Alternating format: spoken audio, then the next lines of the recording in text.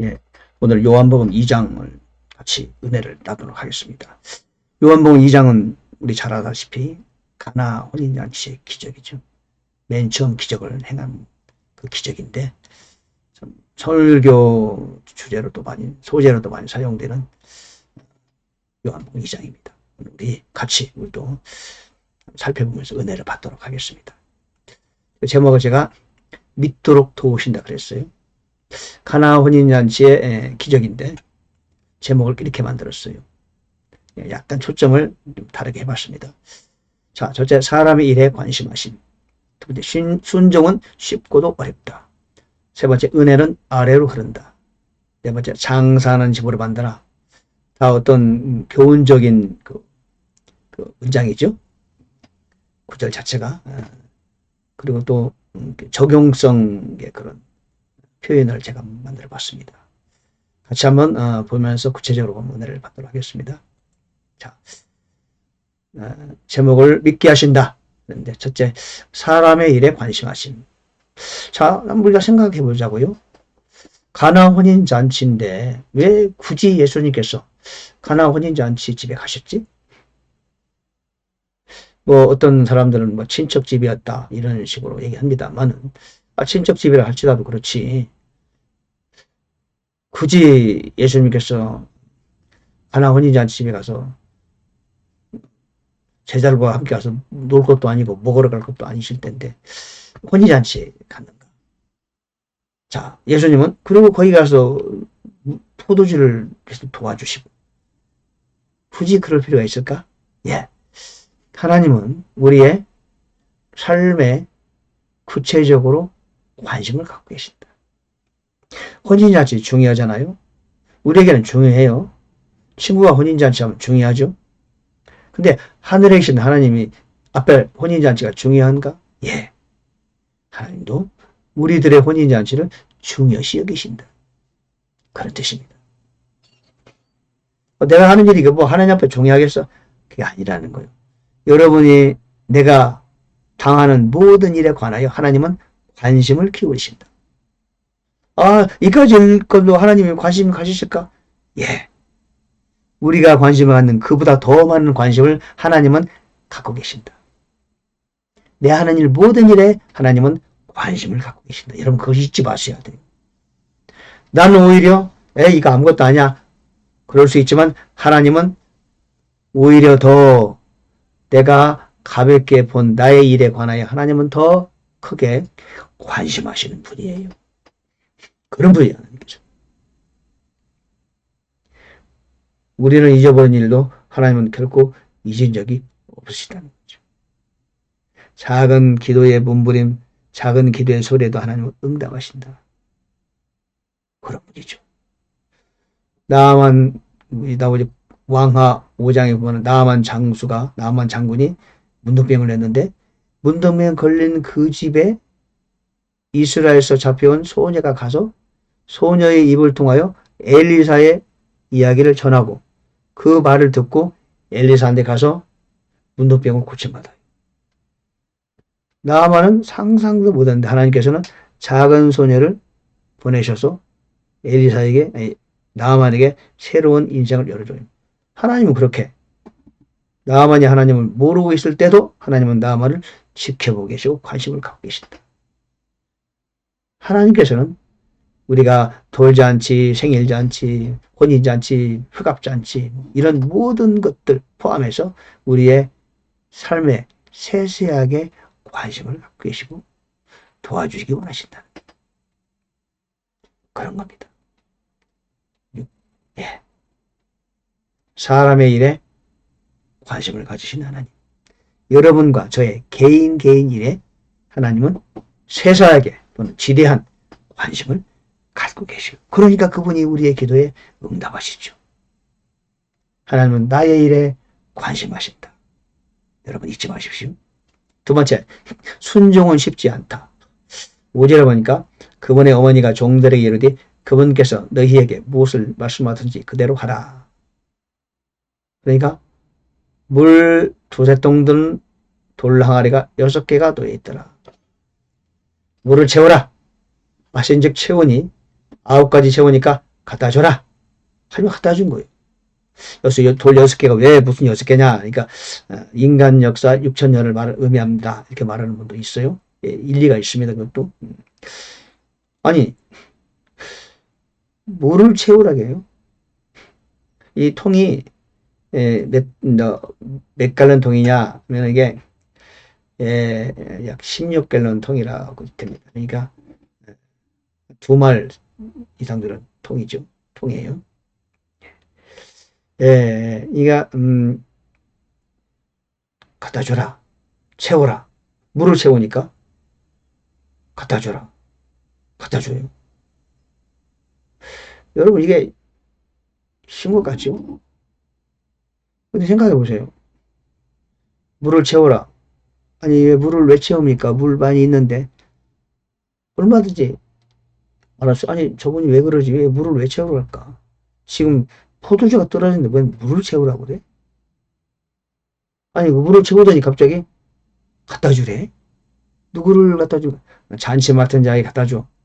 아니 그분은 지금 포도주를 원하는데 그냥 갖다 주라니까. 근데 그거를 갖다 줘요. 이게 여러분 간단한 게 아니에요. 이게 지금 우리는 쉽게 생각하지만 종이라도 생각이 있고 경험이 있고 상식이 있잖아요. 근데 지금 완전히 상식을 벗어나는 일을 행하라고 하는 거예요. 여러분 순종이란 그런 겁니다. 상식적인 일 누구나 아는 거 당연한 거예요. 순종 누구는 못합니까? 근데요 비상식적인 거예요. 비경험적인 거예요. 비과학적이고 비이성적인 거예요. 근데 그걸 하라고 그래. 이때 바로 순종이 필요한 거예요. 그 순종은 내가 이해가 안 되는 일이야. 근데 하라고 그래. 그때 순종이 필요합니다. 이해하는 일을 하는 거야. 누구나 하지요. 그거야 누구는 못합니까? 근데 도저히 용납이 안 되는 일이야. 근데 하라고 써요. 그때 따라서 하는 게 진짜 순종인 거예요. 순종은 그러니까 쉬운 것 같지. 물 채워서 갖다 주는 게 뭐가 어려워요? 근데 쉬워요? 안 쉬워요? 여러분 같으면 척척척 하셨을까? 아니, 선생님이 무슨 일을 하는 겁니까? 상식적으로 생각해 보십시오. 물을 채우는 까지 채웠어요. 근데, 아니, 잔치집에 이걸 왜 갖다 줍니까? 근데 예수님이 자세히 설명했다는 내용이 없잖아요? 이 종들이 어떤 사람인지 참 놀라워요. 순종을 했잖아요. 우리는 쉽게 생각하지만 순종은 결코 쉬운 게 아닙니다. 아무나 하는 게 아니에요. 어떻습니까, 여러분? 순종 잘 하실 수 있겠습니까? 정말로 순종하려면 내가 완전히 죽어져야 돼요. 아무나 하는 게 아니에요. 영적 수준이 상당 높은 단계에 올라가야 비로소 순종이 이루어질 수 있다. 왜? 순종은 이성과 경험과 과학을 초월하는 것이다. 상식을 초월하는 것이다.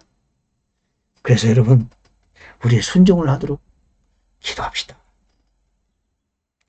그때 순종이라는 단어가 필요한 거 아닙니까? 그래서 말씀하시기를 순종이 제사보다 낫다. 하나님 말씀을 듣는 것이 수양의 기름보다 낫다. 그렇게 한 말이죠. 예. 순종은 쉬운 것 같지만 결코 쉽지 않다. 그런 편 한편 또 내 마음이 깨진 사람은 순종이 또 어렵지 않다. 그죠? 믿음의 순종이죠. 우리 모두 순종의 사람이 되십시다. 예. 세 번째, 은혜는 아래로 한다. 아래로 한다. 근데 이 구절을 보니까 잔치를 주관하는 자는 포도주가 된 물을 맛보고 그것이 어디서 났는지 알지 못하되 그 물을 떠온 종들은 알더라.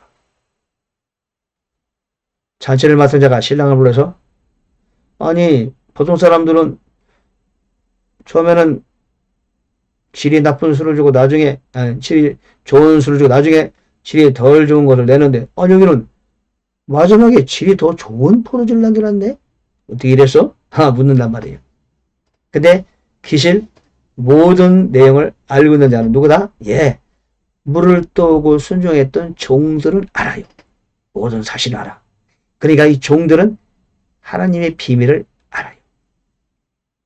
그런데 이 사람들은 몰라. 종들은 하나님의 은혜를 손길을 체험했어요. 눈으로 봤어요. 근데 윗사람들은 몰라. 은혜는 아래로 흐른다. 복음이 가난한 자에게 전파된다. 그런 겁니다. 그러게요. 은혜는 아래로 흐른다. 그게 중요하다는 거죠. 자, 그래서 우리가 낮아져야 할 필요가 바로 여기 있어요. 그렇죠? 우리는 마음을 낮춰야 돼요. 왜? 거기에 은혜가 있고 축복이 있어요. 하나님의 손길이 바로 그곳에 있어요. 우리는 세상 살다 보면 높아질 수 있어요. 형통할 수 있어요. 부유해질 수 있어요. 저는 부족함이 더 이상 없다. 그럴 수 있어요. 그때 우리는 우리의 마음만은 그래도 저 아래에 둬야 돼요. 밑에 둬야 돼요. 예수님이 그러셨잖아요. 누가 너희를 초청했을 때 높은 자리 가지 마라. 낮은 자리에 먼저 앉아라. 예, 우리는 낮은 자리를 먼저 차지해야 돼요. 그쪽으로 가야 돼요. 그렇죠? 그래야 거기에 은혜가 있고 축복이 있다는 겁니다.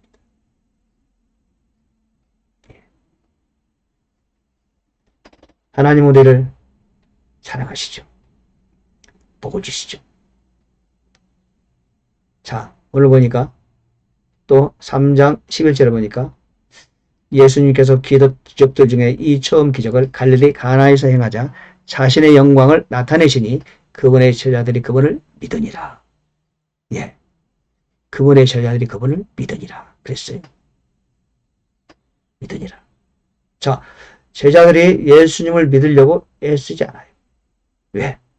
믿게 하셔요. 여러분 너무 믿으려고 애쓰지 말아요. 다만 믿음이 올 때 거부만 하지 마세요. 왜? 하나님은 우리가 믿음을 가질 수 있는 조건을 다 이미 주셔요. 물로 포도주를 만들었어요. 안 믿을 사람이 어디 있습니까? 현장에서 눈으로 봤는데.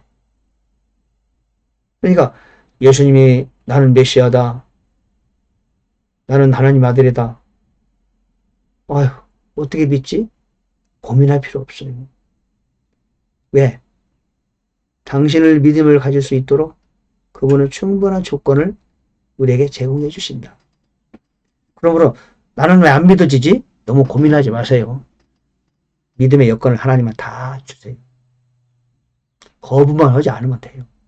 내가 나를 자꾸 거부하고 그러니까 안 되는 거지.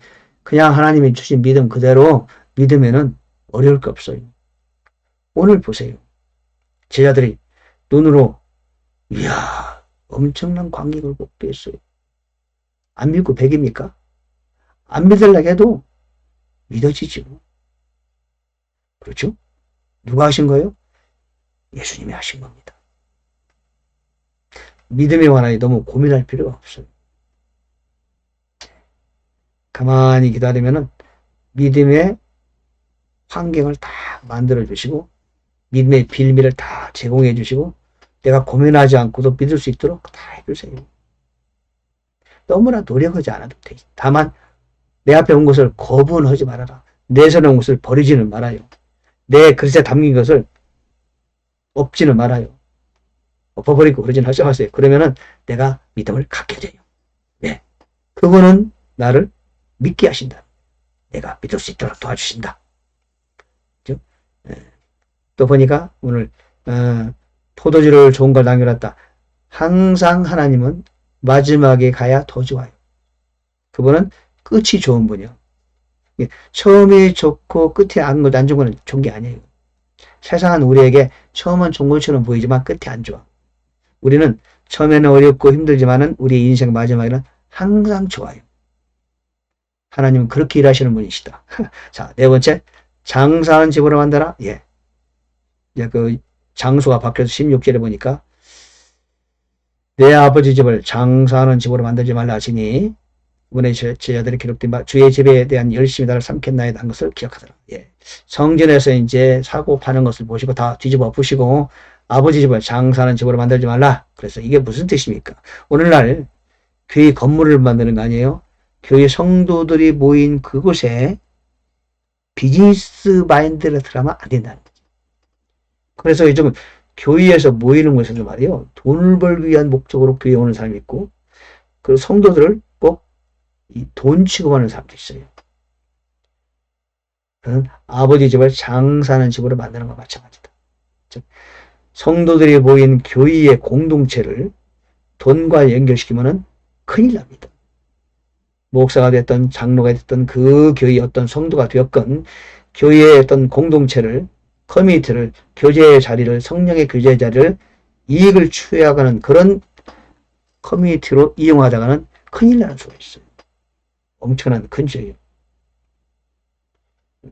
요즘에는 근데 교회가 뭐 경영하는 자리냐 이렇게 말들을 많이 하는데 그런 것을 보이면 안 되겠죠. 또 하나 여기서는 단순히 교회를 말하는 게 아니에요. 아버지 집은 어디죠? 예.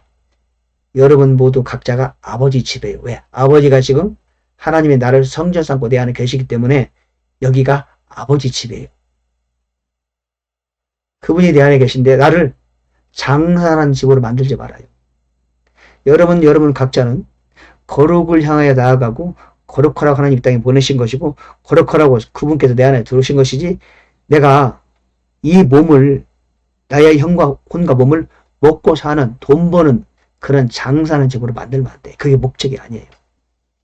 돈이란 건 필요할 때 하나님 주시면 끝나는 거예요. 그를 돈을 만들고 장사하는 그런 인생으로 만들지 말라는 거예요. 왜? 주님이 나를 성전 삼고 계시단 말이에요. 이 성전이 그래요. 우리는 성전. 이 성전을 장사하는 곳으로 만들지 말라. 왜? 아버지가 주인 되면은 먹고 사는 문제는 다 해결되는 거예요. 바로 주기도문이 그거 아닙니까? 아버지의 이름이 거룩히 받으셔. 내 안에 계신 아버지. 아버지의 나라가 임하죠. 내 안에 계신 아버지 나라가 내 안에도 임하고 밖에도 임하고. 아버지의 뜻이 나를 통해서 이루어지고. 이게 중요한 것이 그 다음에 먹는 문제는 저절로 해결되는 거예요. 우선순위 우리가 알아야 돼요. 여기서 내 아버지의 집을 바로 나 자신, 즉 성전은 바로 나를 의미하는 것이다. 나의 인생을, 나 자신을 돈 벌고 사는 육신의 정욕과 안목의 정욕과 이 세상을 따라가는 세상을 추구하는 그런 시시한 존재로 만들지 말라. 왜? 아버지 안에 모든 게 다 있다. 바로 이걸 의미한다고 저는 그렇게 영적으로 적용이 받습니다. 여러분 어떻게 생각하십니까? 자, 오늘 주님은 우리를 믿도록 도우신다. 믿으려고 너무 고민하고 애쓰지 말자. 하나님은 작은 별것이 아닌 것 같지만 우리의 모든 일에 관심하신다. 순종은 쉬운 것 같다. 그러나 막상 순종은 하려면은 이성을 초월해야 되고 경험을 초월해야 되고 과학을 무시해야 된다. 은혜는 아래로 내려갈수록 그쪽으로 흐른다. 여러분 나 자신을 우리 모임의 공동체를 장사하는 집으로 만들지 말라. 즉 세속화하지 말라. 세상의 원리와 세상의 문화를 내 안에 들어오게 하지 말라. 그런 얘기 아니겠어요?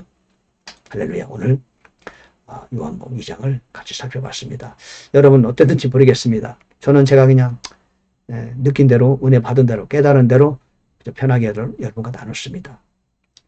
감사합니다. 늘 평강과 은혜와 축복이 넘치기를 간절히 바랍니다.